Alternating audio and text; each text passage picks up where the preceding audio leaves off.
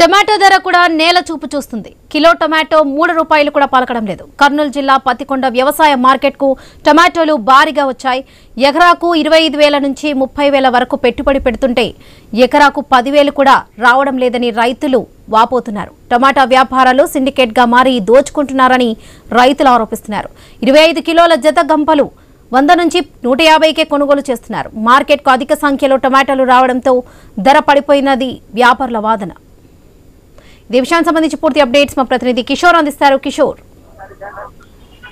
వరలక్ష్మి, కర్నూలు జిల్లా పత్తికొండ మార్కెట్ లో మరొకసారి ఈ యొక్క టమోటా ధర పూర్తి స్థాయిలో క్షీణించిన పరిస్థితి కనపడుతోంది.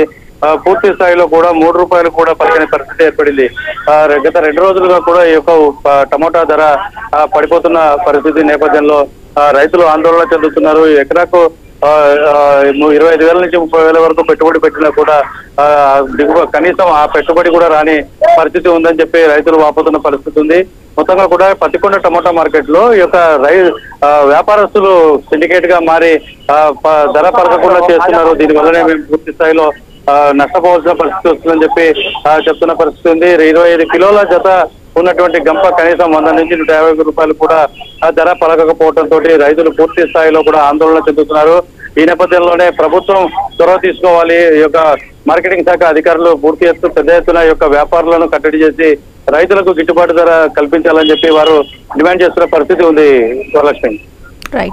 Right Kishore, thank you.